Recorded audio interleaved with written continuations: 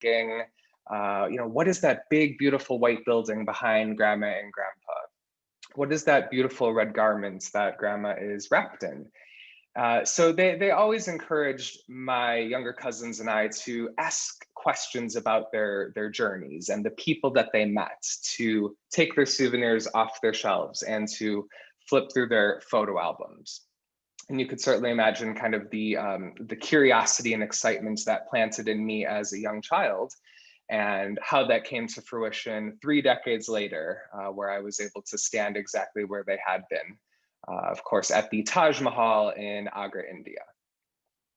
A bit of information about me. I used to teach primary grades, and then I got itchy feet and decided that I wanted to travel the world.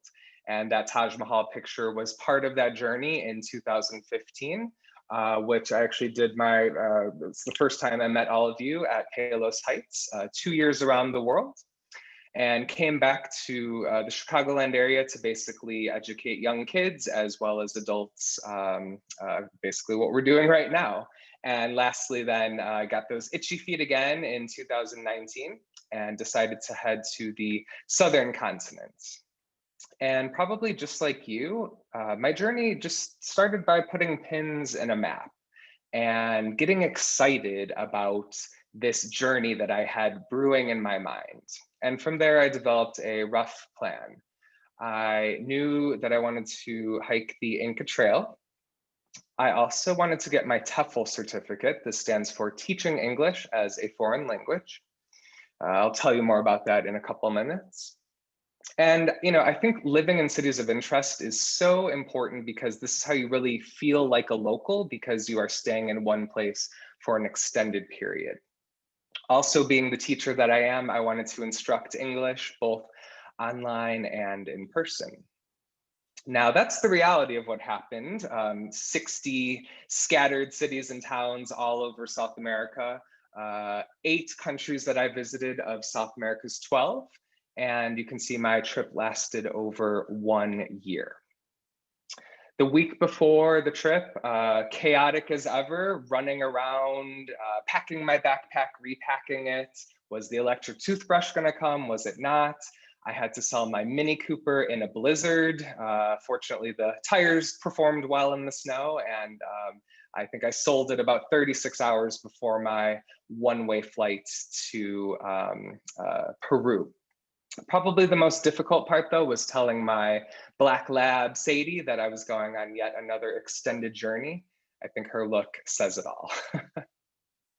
All right, welcome to Searching for South America. Let's take a trip together, starting in Peru.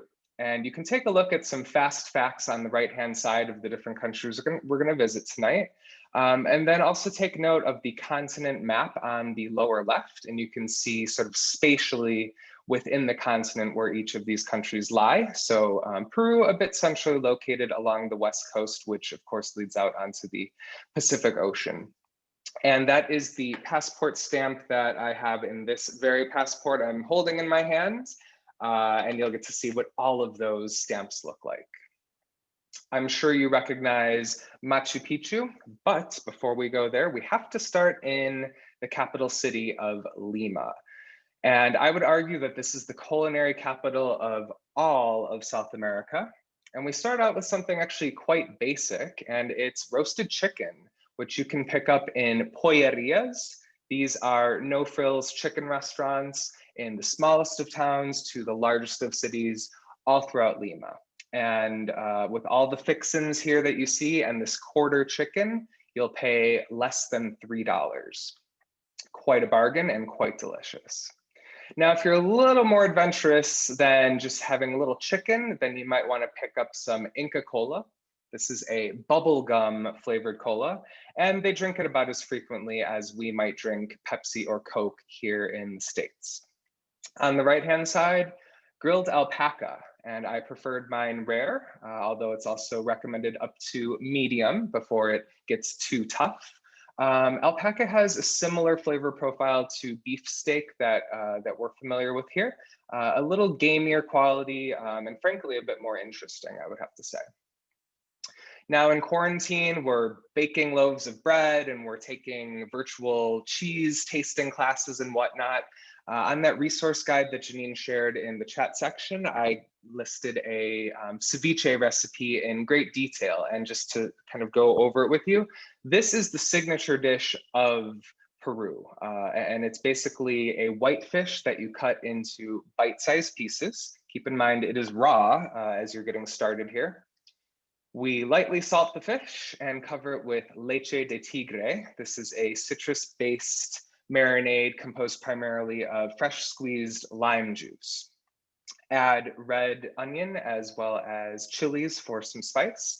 And then it's actually cooking in the refrigerator for those couple hours. It's that the acids of the lime juice doing that job. So out comes a beautiful dish, refreshing, maybe a little spicy depending on how many chilies. And I do hope that you take advantage of that recipe online.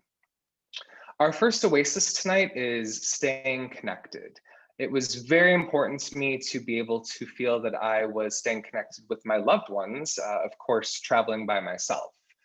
So the apps that you see listed here are basically probably what you're very familiar with already. Text messages, voicemails, video chats, like you see I'm doing there with my niece on the left and my sister on the right. And it's basically whatever you're comfortable with.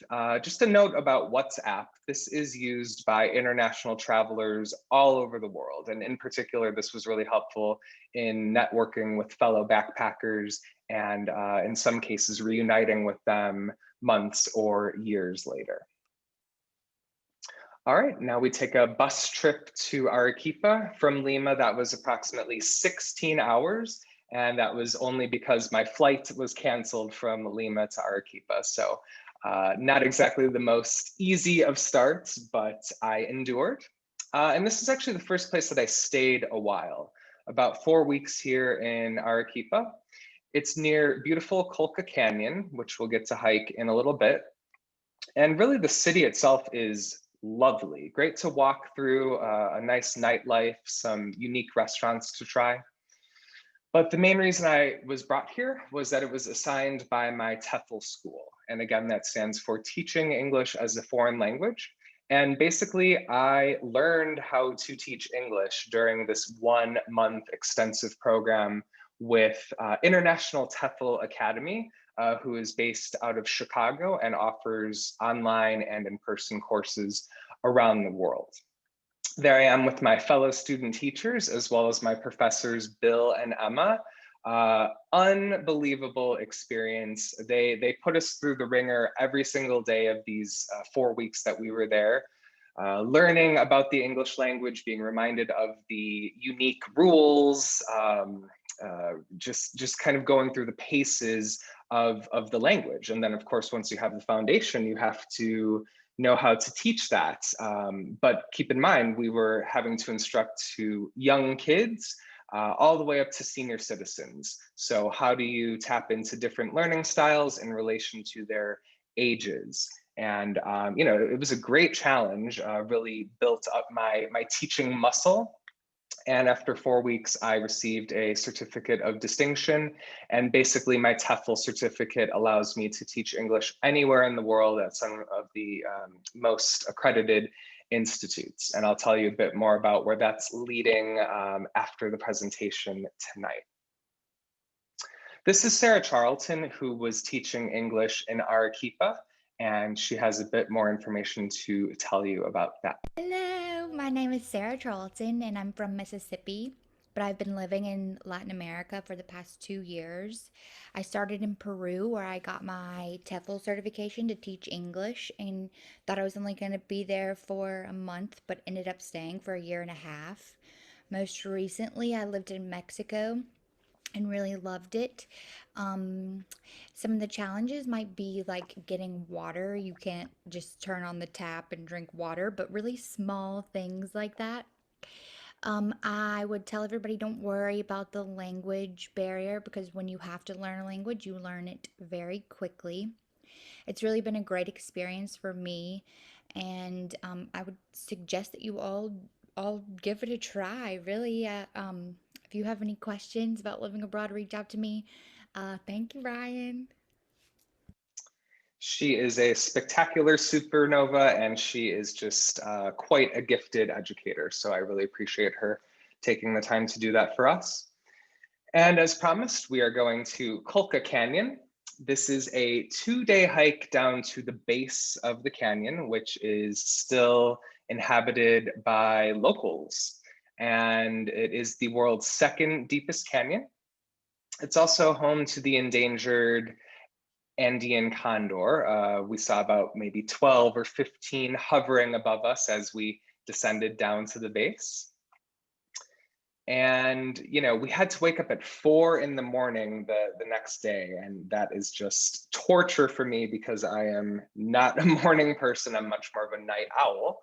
But look at the reward that greeted us that next morning as we climbed back up to the top, the sun rising and the beautiful peaks before our eyes. So a lovely panoramic view to enjoy there. As well as just some really fresh air and lovely, lovely time to reflect. And that takes us into the second month, making my Inca Trail dreams come true. And this is a 26-mile climb and hike through the Andes Mountains, which is the world's longest mountain range. And it's tour time. This I cannot recommend enough if you do have the opportunity to hike the Inca Trail. It's a 4-day experience that you can see it's not exactly cheap, nearly $200 a day after you tip your porters and your tour guide. Well worth the money, in my opinion. What I loved about the company I booked with, which is called Sam Travel, is their low guest to guide ratio. So only 6 people maximum could be in our group. And it really felt like more of a family style experience instead of cramming 12, 15, 20 people into a group. Definitely book the Inca Trail in advance. Even the high months, May through July, we'll book up 8 months in advance. So just beware of that. And this would not have been possible without the personal porters. Those are the gentlemen in the orange hats. And they each carried 50 to 60 pounds on their backs. They basically kept us afloat as we hiked this very intense trail. They had to carry the food, which was everything from snacks to fully cooked meals that they would provide us 3 times a day. Water, which needed to be boiled. Camping equipment, sleeping bags, our own clothing, theirs. I mean, you can imagine the list could go on forever. And they were so organized. They would clean up after us as we got our start on the Inca Trail. Sure enough, they'd run past us along the trail maybe an hour later, and they'd already have the next checkpoint set up. Our tents, our sleeping bags, the meal, even a little hand washing station. So they truly are warriors, and many of them are in their 40s and 50s. So I find that even more impressive. This is the highest point of the Inca Trail. It's called Dead Woman's Pass. It's about 13,800 feet above sea level. And as we awoke on that 4th and final morning, this is the Sun Gate, which kind of looks like a cloud gate right now. And this was worrisome as we made our way to the final site, Machu Picchu, just because of this nasty cloud coverage. And sure enough, that's what it looked like when we got there. And thank goodness the clouds lifted after about 20 minutes, and then we were able to walk down and tour Machu Picchu, which is one of the modern 7 wonders of the world. And it means old mountain in Quechua. And it was built about 600 years ago as a citadel for Emperor Pachacuti. And it amazes me every time I see the pictures that no tools were used in assembling these stones together, being carried dozens of miles. Parts of it have been rearranged just to sort of give tourists an idea of what it looked like in its heyday. but they've also let parts of it just sort of naturally crumble. Yet it's still in stellar shape. You can see after 600 years of natural disasters and human interference that it is still just quite a sight to be seen. A lot of mystery still surrounds Machu Picchu, which adds to the intrigue all the more. All right, let's head to Argentina. And you can see now we're heading quite south within the continent. And another passport stamp for us here.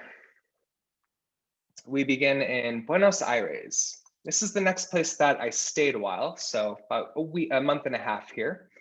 And what drew me to it was the architecture. They are big carnivores there, so I felt right at home in that way. And lastly, it is the birthplace of tango. And I was lucky enough to attend Tango Porteño, which is a live tango performance put on by the locals who refer to themselves as porteños. So to watch them in this sort of elegant theater performance, all the more impressive because they offered us tango lessons at the end. And I guess it doesn't matter what country I'm in, I have two left feet no matter where I go.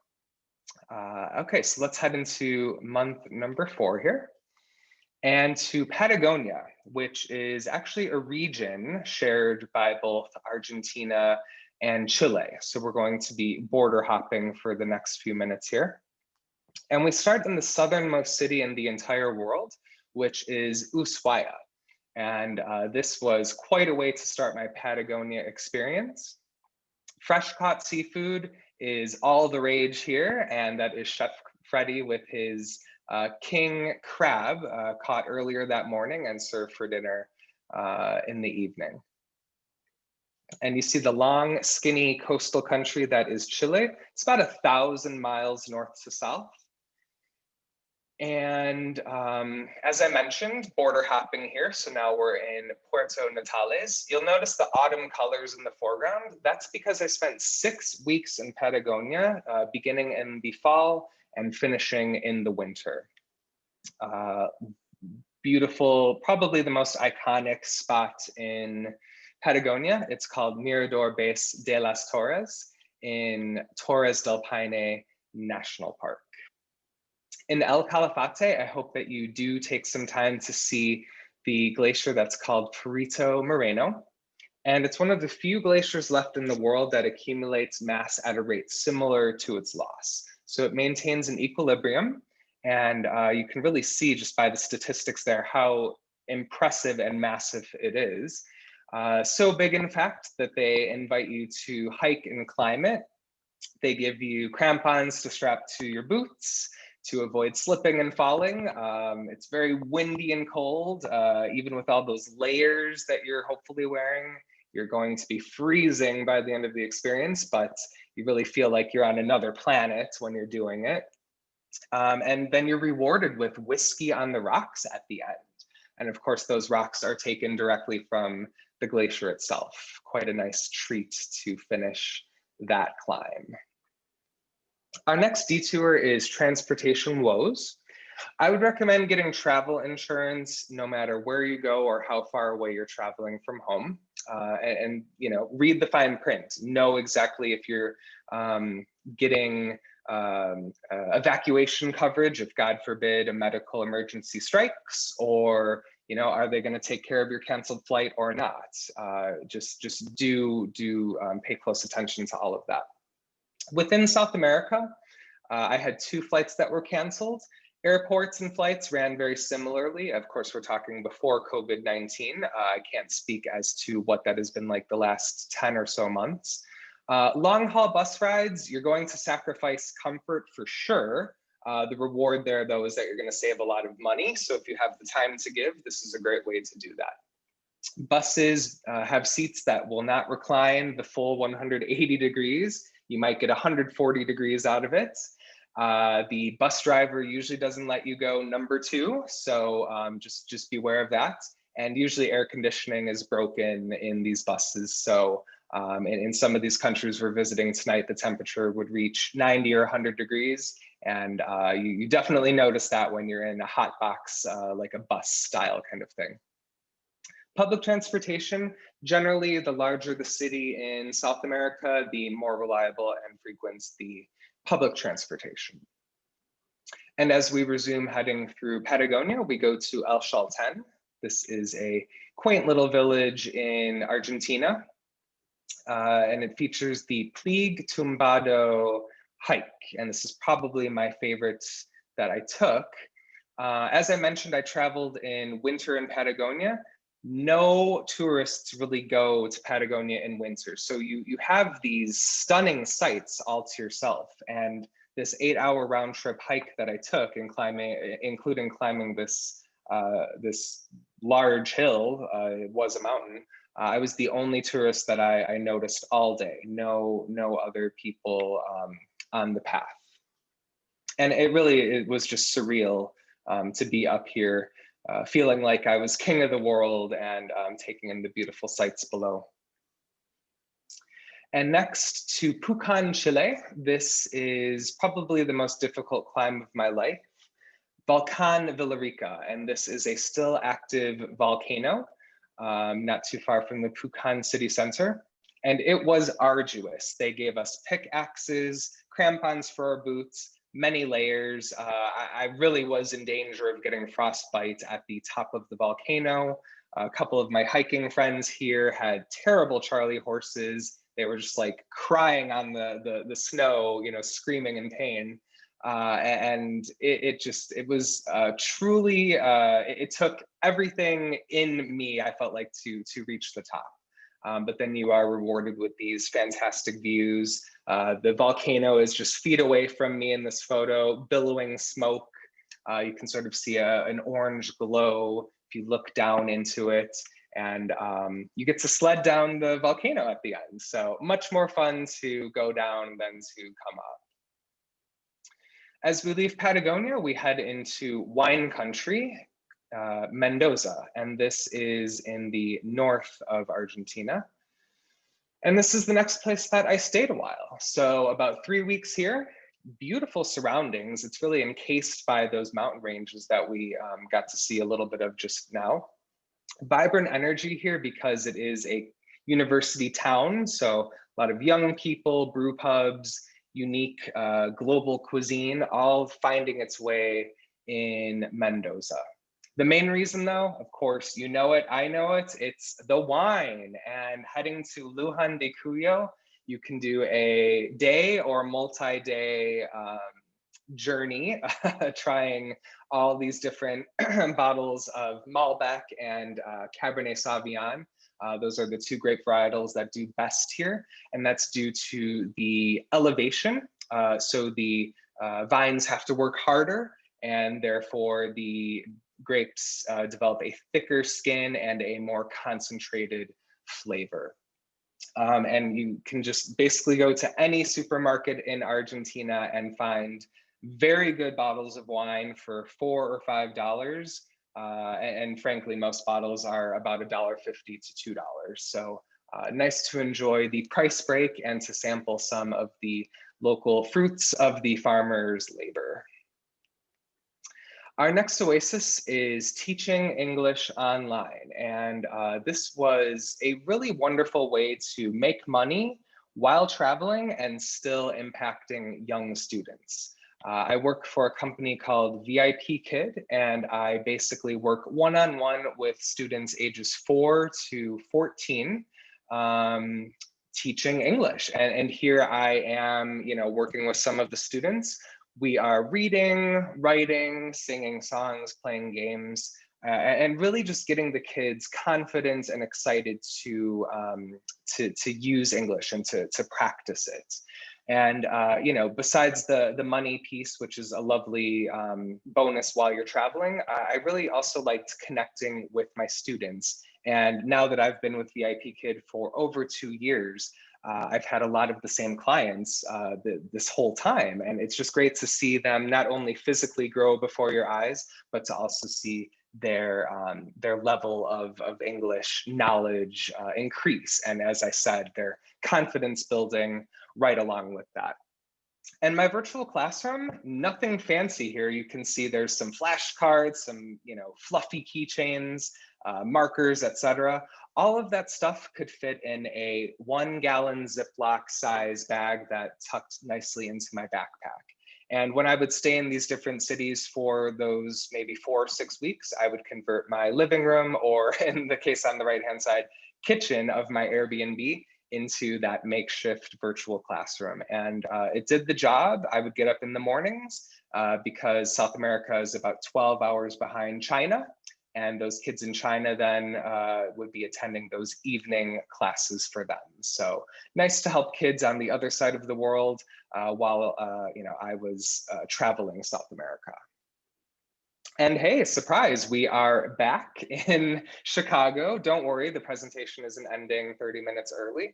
But Grandma Pat, who you met earlier outside the Taj Mahal, was at risk of missing her first family reunion in 52 consecutive years. And we weren't going to let mobility issues get in the way of that. So we essentially flew in family members from all over the country to bring the family reunion to her.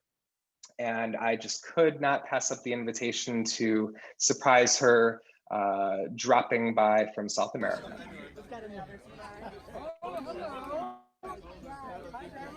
Happy reunion. I figured I would swing by. How are you? Okay. Hat on?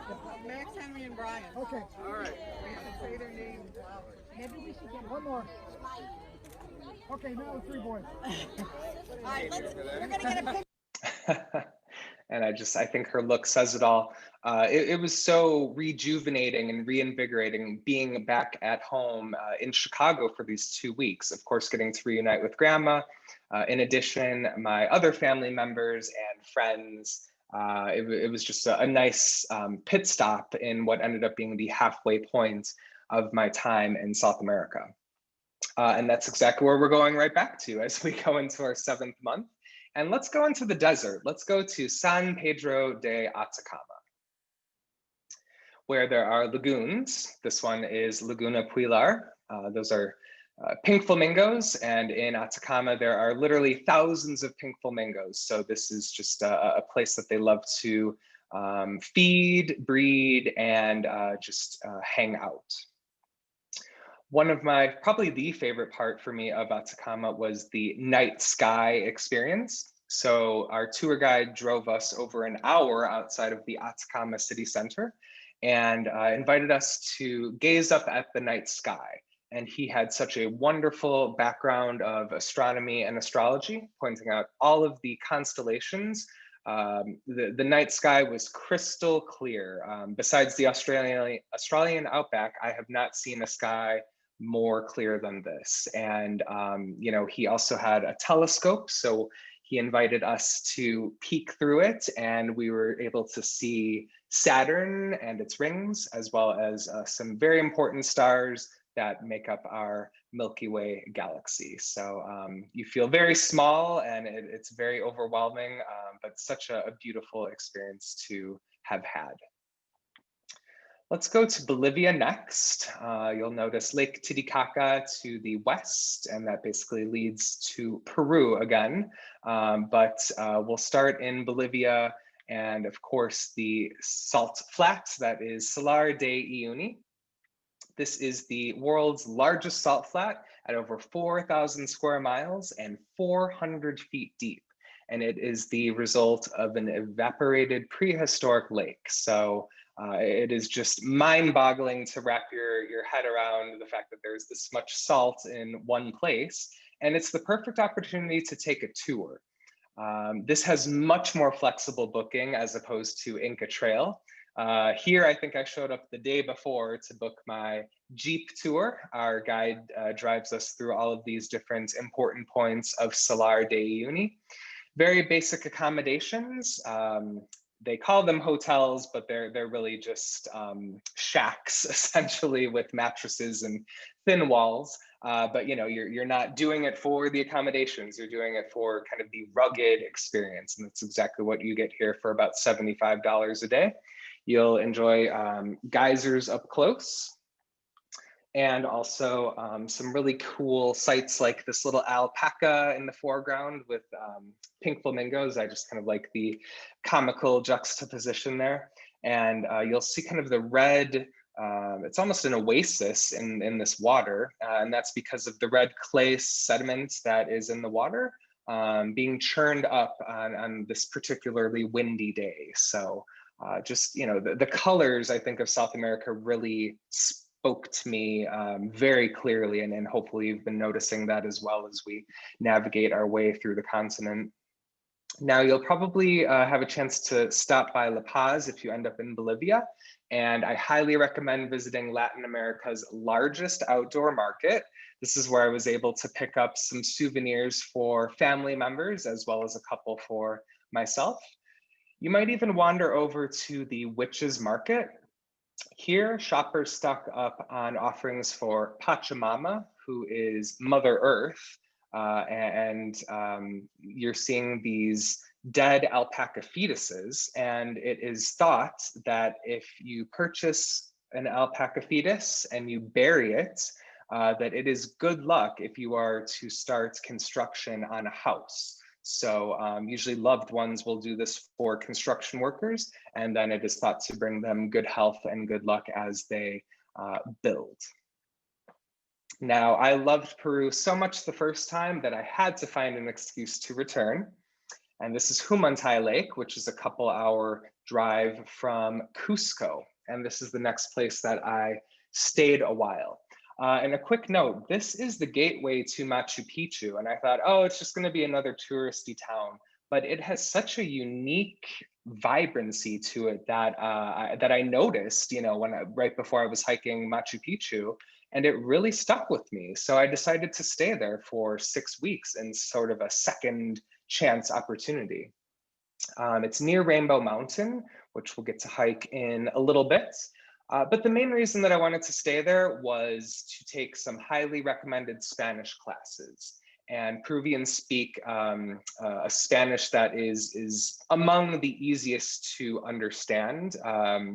You know, whereas maybe Chileans speak very rapidly. And then we have our Argentinian friends who use vosotros instead of the tu form.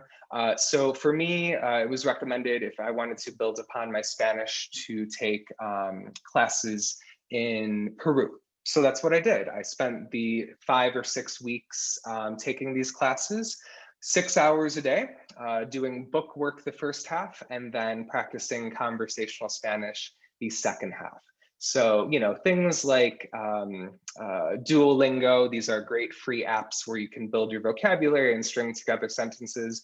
But any of you travelers out there know there is nothing like just immersing yourself in a foreign language. That's how you're going to learn it the quickest and hopefully the most effectively. And my Spanish experience just increased just so dramatically during this month or so taking these classes. And that'll be on the resource guide, but that is called Mundo Antiguo Language School. So if you do get a chance to visit Cusco, I would recommend brushing up on your Spanish there. This is the San Pedro Market, where we took some Friday field trips. Here they serve fresh vegetables, fruits, and also meats, including guinea pig, which are called cuy, C-U-A-Y. And these are a delicacy in Peru, served at weddings of the country's most elite. And I got to try my guinea pig, both grilled on the left-hand side and fried on the right.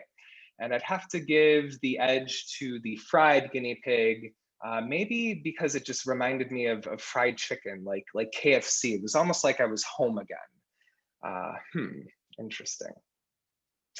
If you're still not grossed out, maybe you want to try some cow hearts. These are called anticuchos, and they are marinated and grilled, sliced, and then stuck on a skewer. So quite a delicious dish.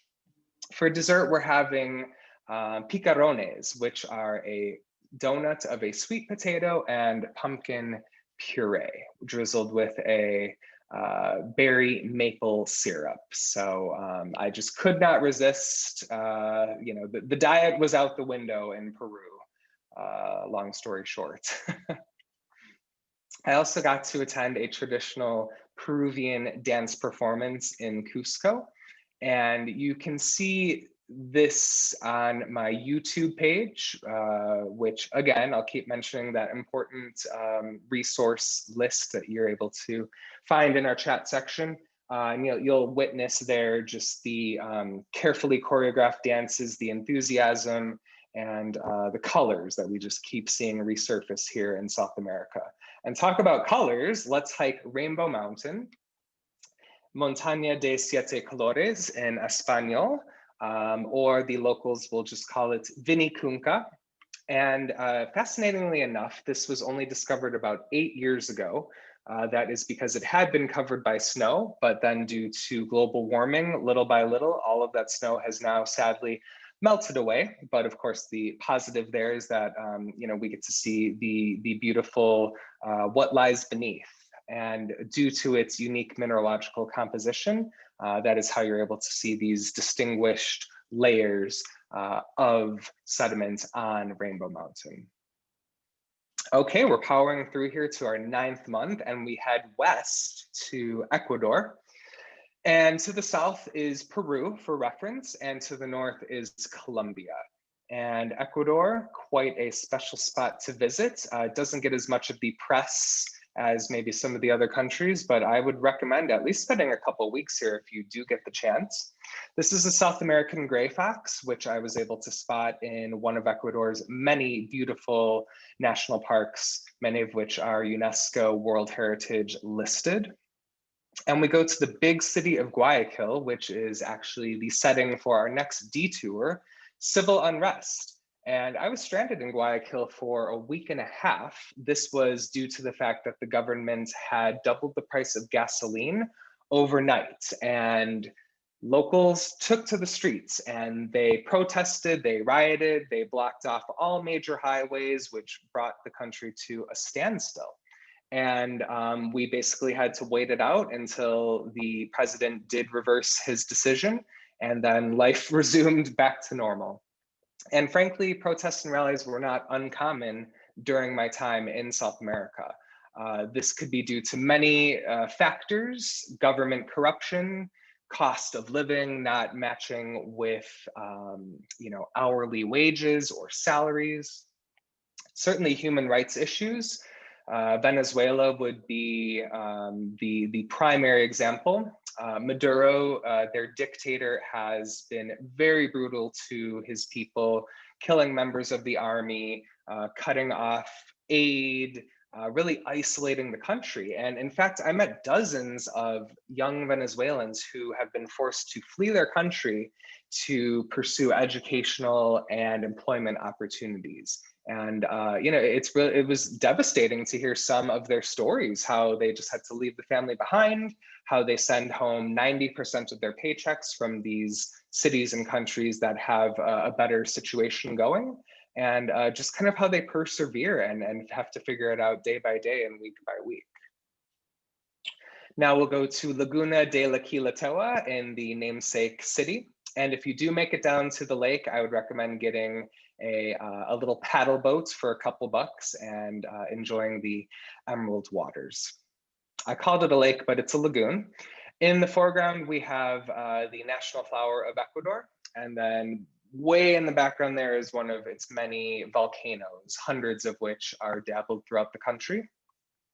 If you make it to Quito, I would recommend taking the Teleferico up to the top of the mountain that overlooks the Quito city center. This is a great way to enjoy the views and do some hiking, maybe pack a picnic basket for your family, friends, your partner, and then of course take the cable car back down. And to, I would say, the greatest place of worship that I'd never heard of, it totally blew me away. This is Iglesia de la Compañía. Here, 7 tons of gold are plastered all throughout on its walls and its ceilings. You can see the intricate detail, the carvings. This is magnificent. And actually, photos weren't allowed here. I had to be very sneaky. I still got caught by the guard and I was escorted out after about 30 minutes. But it was just so worth it to me because I wanted to share this with you. And please put this on the top of your list if you are interested in seeing just one of the most stunning places of worship, I think, in the world. I could say that by now for sure. And now we go to my favorite country in South America, which is Colombia. And you can see we are knocking on Central America's doorstep. That's how north within South America we are at this point. And you'll see some Caribbean flavors come out a little bit soon here. And what did I love so much about Colombia? It was the locals. The local people are so welcoming, warm, and friendly. They are very excited to have visitors who had rightfully shied away a couple decades prior. But this country is totally rehabilitated. And we start in the capital city of Bogota, which has some great restaurants as well as beautiful street art. These mosaics were done by local female artists, as a matter of fact. Nice to see, this is sort of a college town too, a lot of young people studying, working hard. And I also learned how to play Tejo. That is the national sport, the unofficial national sport of Colombia. It's a bit similar to horseshoes. So you get a fist-sized rock that you underhand throw, as I'm doing in this picture, and you're aiming for the bullseye, okay? And you'll see that those triangles are in sort of circular pattern. Every one of those triangles is filled with gunpowder. So if you happen to explode one of those white triangles, you're gonna earn 3 points. Or like I said, if you're lucky enough to hit that bullseye, 7 points. And it's, the team who scores the most, you can play one-on-one or in partnerships, and quite a fun, loud experience. I would recommend earplugs for that sport.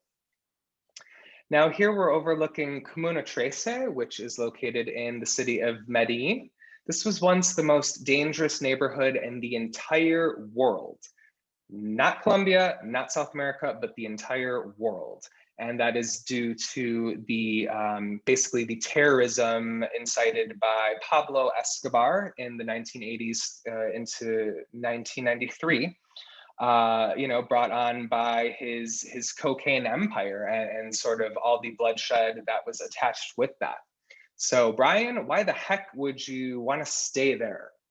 Well, it's really a city transformed. So after Escobar was killed in 93, the government slowly but surely began investing millions of pesos into jobs, into rebuilding, places that had literally just been bombed and rubble rebuilt, to really what is now a picturesque, beautiful city on the rise. And it's made tremendous progress since then.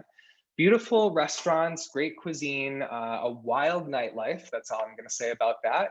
And children in need, which is actually the main reason that led me to Medellin, where I volunteered with Primes Community. And this is a local organization where you're invited to donate your time, money, and skills. I was able to do all three for the 6 weeks that I was there. And what did I want to do? I wanted to work with teenagers and teach them English, of course, put my certificate to work and brush off my teaching chops. So I worked with kids, but then after about 2 weeks, Primes Community paused the lessons. However, I bonded with these kids and I wanted to continue.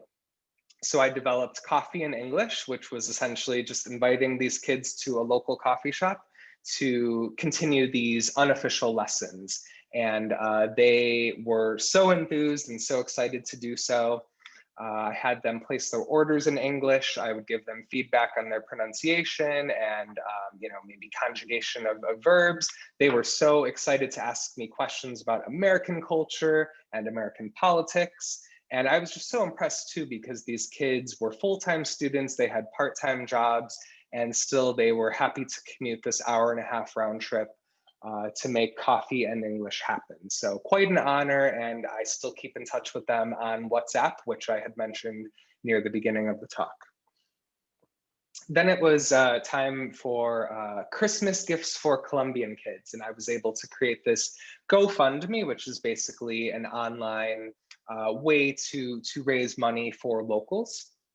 And basically with that money that was donated to me by 20 of my friends and family, I was able to purchase gender and age appropriate gifts that were then wrapped and given to these kids who actually have so little. Because for as far as Medellin has come as a city, Comuna Trece is still home to some of the city's poorest kids. So we had a block party for them about a week before Christmas. There was face painting, dancing, pickup games of soccer, snow cone, scooper, popcorn popper, and we just organized to give these kids the Christmas that they deserve. And of course, who comes at the end? It is Santa Claus with Mrs. Claus to distribute those gifts, which were likely the only gift of value that these kids received. And when I say of value, I'm talking a gift that was $6 to $8 American. So it's amazing to me, how little of money it may seem to us here, but then just a couple hundred or even 1,000 miles away, this can make a world of difference to these locals. I was able to wish Grandma Merry Christmas from Medellin, and thanking her just for not only the impact she's had on me as a traveler, but as a human being. And so thankful to have her still in my life. She is 90 years old. She just got her COVID shot, and she is doing well. She is ready to see visitors in her senior living facility. So a farewell from Medellin and to another city in Colombia. This is Cartagena, which is, like I mentioned, basically on the Caribbean's doorstep. And this is Torre del Reloj. This is the monumental clock tower that is iconic of Cartagena.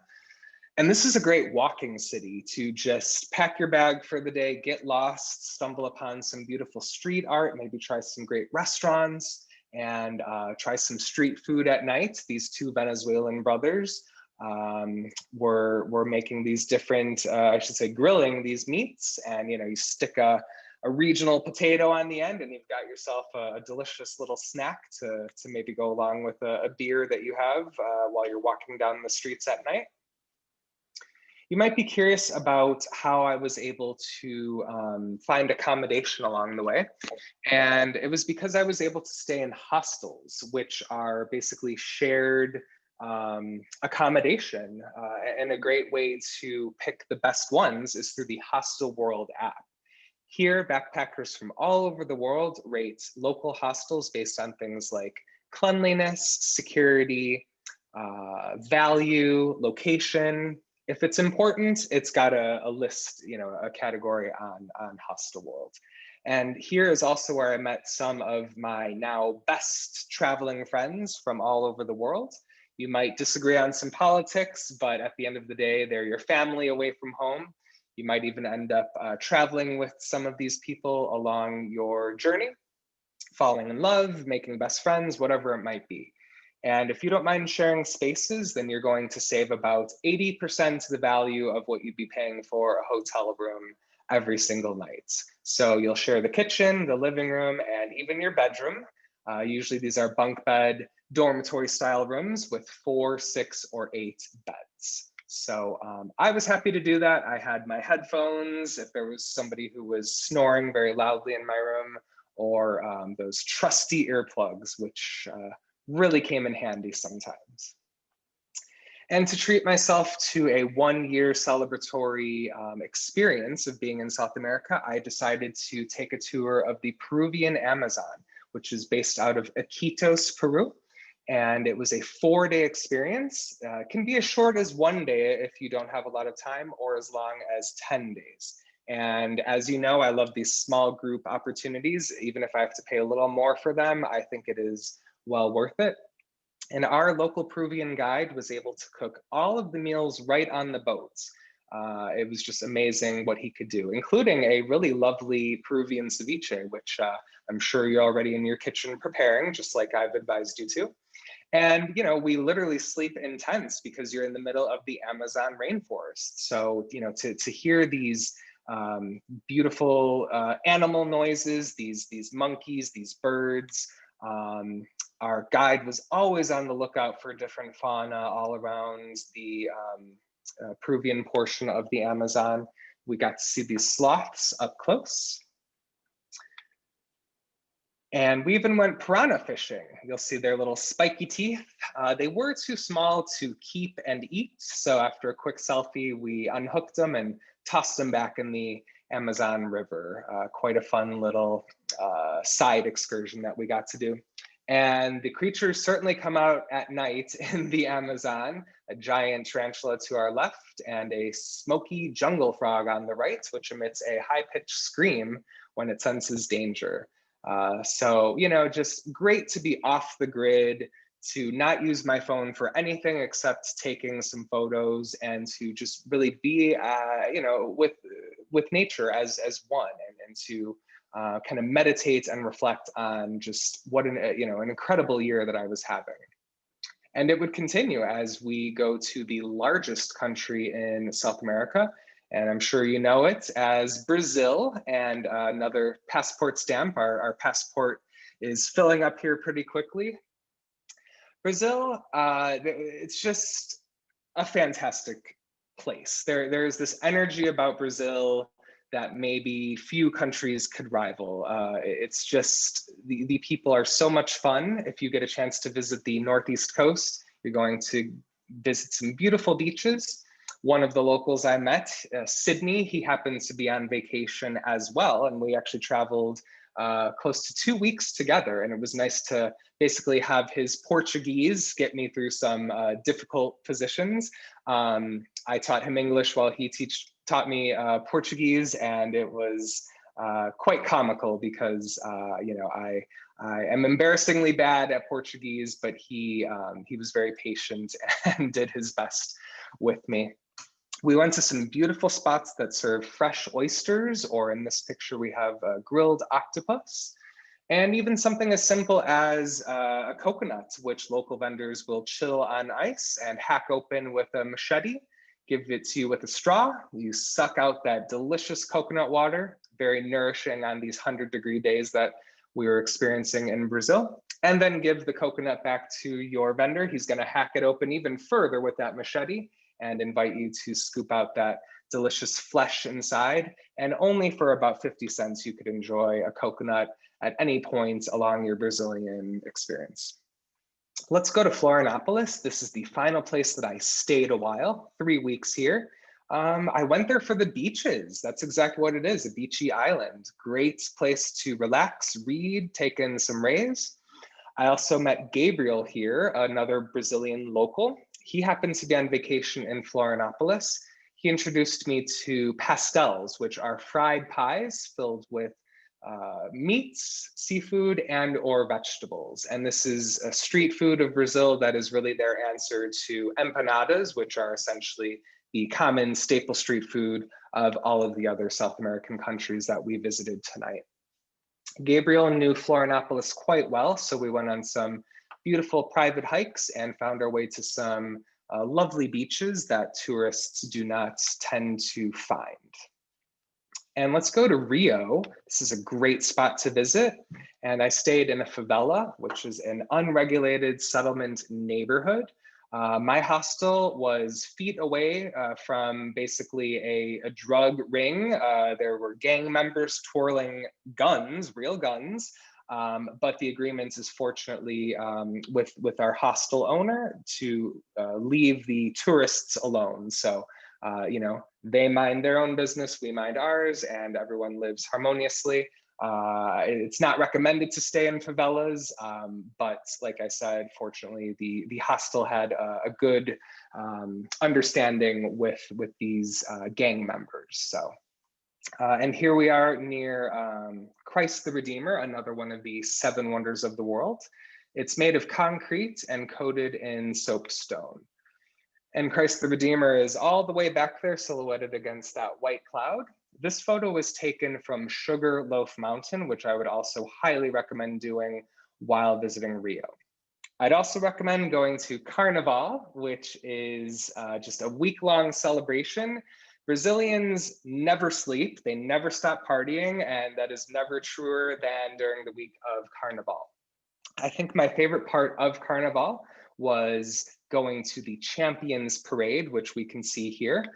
25,000 people pack the Sambadrome, and then you can see the dancers from the top 6 schools in the country putting on their elaborate shows. The party starts at midnight and goes until 8 in the morning. And it was just such a blast to dance and sing and party with all of these people in the audience. Let's talk about money, our oasis here. I saved money before the trip, so sometimes this meant sacrificing some Friday or Saturday nights out with friends and instead socking that away towards my South America fund. As you know, I taught English online to children in China along the way, so this allowed my bank account to not so steeply decline. And you can make South America work as a backpacker for about $40 to $70 a day. And you might have a bit more trouble with that in places like Patagonia, of course, a bit more remote, difficult. So, resources are more scarce. But then in less expensive places like Brazil and Ecuador, you can probably find, $30 or $40 a day, very doable. And this Charles Schwab debit card, which I'm holding up on my live camera side right now, this does not charge any ATM fees. So basically you can take out money as often as you'd like with this card, and then Schwab is going to reimburse you the money at the end of every month. So that saved me about $500 there. And I think maybe even more importantly, I never had to have too much cash on me at any one time. All right, let's get into the home stretch here. One more country, Uruguay. So now we're quite south again. You can see I kind of bounced all over the place within South America. Uruguay is famous for one thing, and that is its beaches, which were so beautiful along the southern coast. Cabo Polonio is totally off the grid. They only run generators for a couple hours during dinner time, and there is absolutely no Wi-Fi in Cabo Polonio. So this was a great spot to spend about a week just laying on the beaches, catching some beautiful sunsets, probably sunrises too, but I'm never awake for sunrises. So I had to take the word of some other backpacking friends there. And if you make it to Colonia, this is basically the historical neighborhood, also on the UNESCO World Heritage list. And I had just enough time to visit Iguazu Falls. This is the largest waterfall in the entire world. And that is Garganta del Diablo, which translates to Devil's Throat. This is on the Argentinian side. And now after a quick stamp on your passport across the bridge, here we are on the Brazilian side. So this is a national park shared by 2 countries, Argentina and Brazil. And Brazil, this is more of the side of just like getting these beautiful panoramic shots. Whereas in Argentina, you get to take a boat, go down to the base of some of these waterfalls, and to enjoy some lovely hikes on the different levels or shelves, I guess, of the waterfalls. All right, our final city of the night is Buenos Aires, getting to reunite with my friends who I'd made the first time around. And they took me to a parrilla, which is basically a steakhouse in Argentina. Like I said, there are such big carnivores there, so a great way to enjoy different cuts of meat. And they will shovel hot charcoal directly into that little oven that is in the center of the table to keep your meat warm as you fight your friends over the best pieces. And our final detour of the night, hardships. I did want to share some difficulties that I encountered during the trip. The first was budgeting. And, I briefly mentioned it, but South America can be expensive. A place like Southeast Asia, much cheaper compared to South America. So just know that going into it, and then it's not going to be a problem. Loneliness, this certainly sets in when you are in countries where the first language spoken is not English. So what are ways to cope with that? Well, I love to journal, listen to music, maybe call home, that's what technology is for, let's utilize it. Or practicing my Spanish or Portuguese, right? Having a conversation with a local at a coffee shop, a bar, or of course, at my hostel. Fatigue is going to set in if you think you can party 6 or 7 nights a week. Forget about it. You don't want to be a hero. You don't want to go home early and make yourself sick. So it's okay to sleep in. It's okay to take a day off and read a book and have 2 or 3 cups of coffee and, plan what's to come. I don't think you should try to spread yourself too thin. And I have had great success pacing my travels in that way. And lastly, COVID fears. This is something I never would have dreamed of being a travel issue in a million years, but I was on one of the final handful of flights leaving Argentina by pure coincidence. I had booked this flight 6 months prior, and the day after they shut down the Buenos Aires airport, but fortunately I got out of there just in time. And then I had to quarantine in a hotel in Des Plaines down the block from my parents' home for 2 weeks before I finally got to cluster with them. That's my sister and niece on our right-hand side there. And, not quite the reunion that I had envisioned. I was looking forward to all of these face-to-face interactions again. And as we know, it's been replaced with things like a family Easter over Zoom, or tonight, normally I'd be looking at you in your eyes right now, and instead we're doing it electronically. But we have to remember why we're doing it. We are trying to protect ourselves and our loved ones. And I do see the light at the end of the tunnel, but we've certainly got a ways to go here. So this takes us to after the search. I'm excited to get to your questions here. What are my key takeaways though for you? Well, what did I learn about other people? The kindness of strangers is abundance. And sometimes it was just buying me a cup of coffee. Other times it was pointing me in the right direction. Other people love having visitors. They want to help. They want you to have a good impression of themselves, their country, their people. And I certainly felt that all consistently throughout South America. The similarities are striking. They also want access to clean drinking water, to education, to employment opportunities, and amazing healthcare. The difference maybe between them and us is they may simply not have access to that. And this really allowed me to come away with travel yielding gratitude. So being so thankful here in Chicagoland that I am able to have all of those things, as well as a supportive family and friend network. In fact, one of my best friends, if not my best friend, Rachel, is in the audience tonight. She's watching this Zoom from Austin, Texas, and she used to live in Chicago. And what an honor it is that she would take time out of her night to enjoy the show with us. So it's friends like that that keep me going. About myself, certainly the rewards of volunteering. I loved having that Comuna Trece Christmas celebration. That was probably my favorite day of my entire 400 plus days in South America. You're also reminded of your qualities, both positive and negative, when you're traveling. I've really learned through time that I am very persistent. I will figure out, ways out of tricky situations, and resourceful. I can really stretch a dollar or a peso when I need to. Certainly I missed my family and friends. Even with all that technology, there's nothing like just hugging your godson or your niece after being away from home for so long. Despite some of these challenges, my curiosity still remains, and this takes us to what's next. I was supposed to be in Japan teaching English in person, but due to COVID-19, that's been postponed indefinitely. So what's next is sort of a question mark, I have to be honest. I teach English online on weekends. I tutor local second graders in person. And I do these travel presentations at night. So I certainly have plenty to keep me busy. I'm very thankful for that. And I look at my favorite souvenir of them all, of course, my passport, which has no more space left. If I am going to make Japan happen, it'll be time to get a new passport.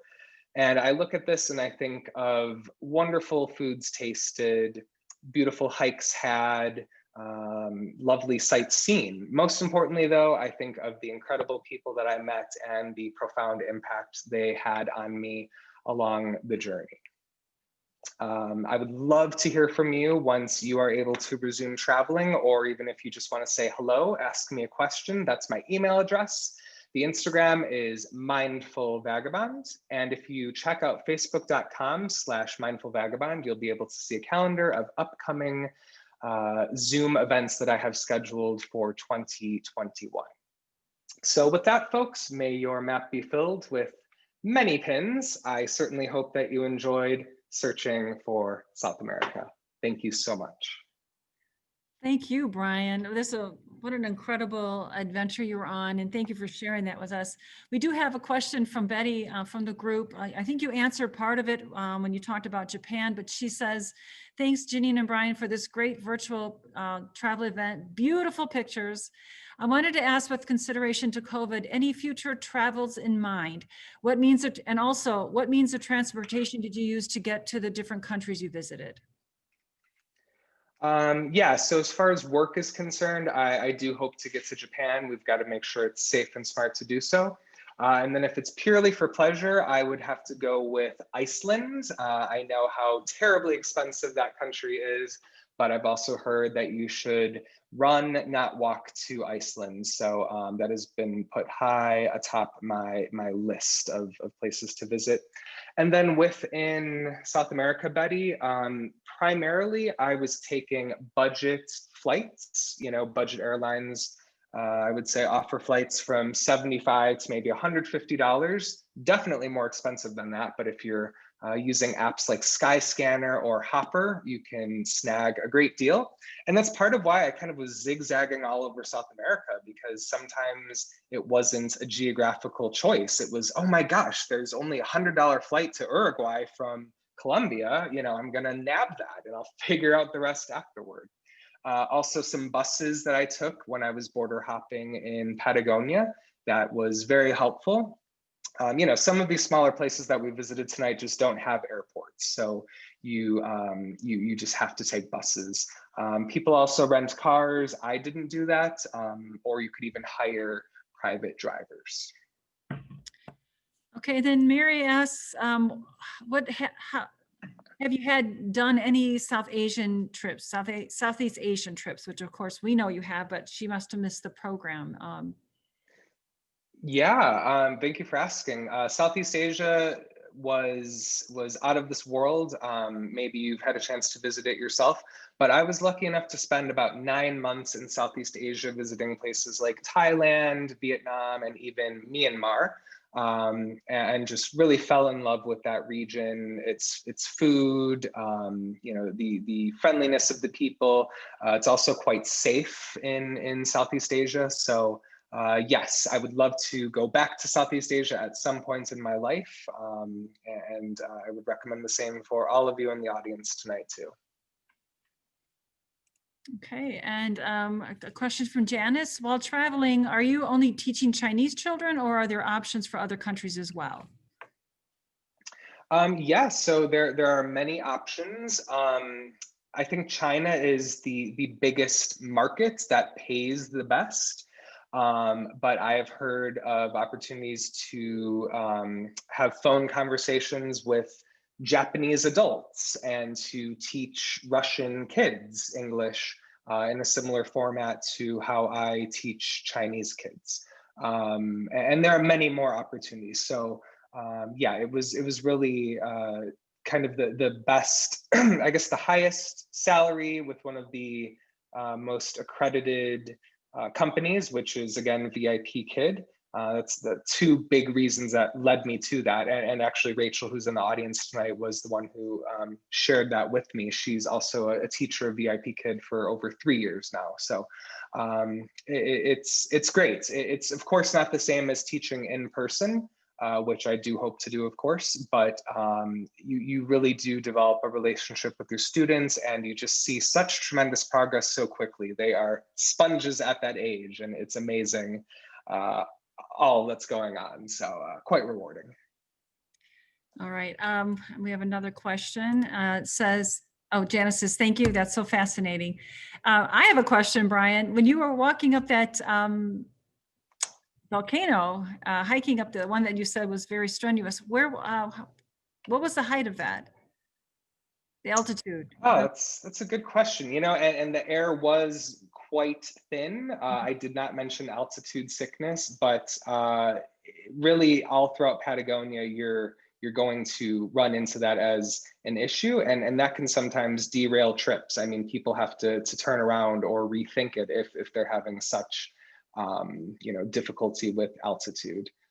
So I am just actually looking it up because I'm cheating right now, but it has an elevation of 9,300 feet. Wow. So yeah, Very thin air. quite up there.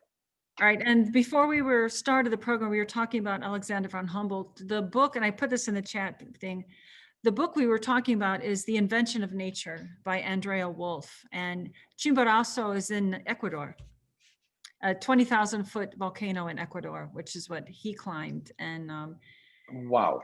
yeah, so if you've, I mean, he was an incredible explorer, not as incredible as you, Brian, of course, but he has something in mind in common with you as a fellow, you know, explorer of a new worlds, you know. Well, I still have a lot to learn, and it's great to hear of these people of the past who really paved the way for today's travelers. Okay. Oh, Mary Adams says, I have a friend that just left for Chiang Mai to live and teach English.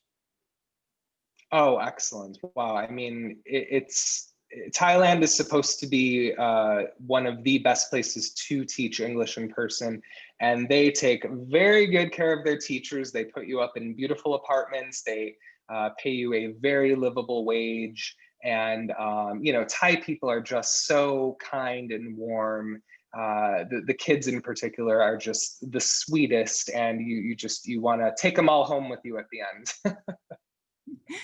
Well, that's a sign of a good teacher too. Well, it looks like we have we're finished with our questions. I want to thank all of you for joining us this evening, and stay tuned for our other programs. Brian, thank you so much for joining us again. You got to bring that Patagonia trip in. I'm the program. Sounds good. I am sunk. I am hooked, and I want to know what happens next. I would love to see. Thank you so much, Janine, for having me. Thank you. Good night. Thank you for coming again. Everybody stay healthy, stay well. We'll get through all this together. Together, we are all, you know, working together in this world. So Brian, again, thank you. And thank you all for joining us. Good night. My pleasure. Good night, everyone.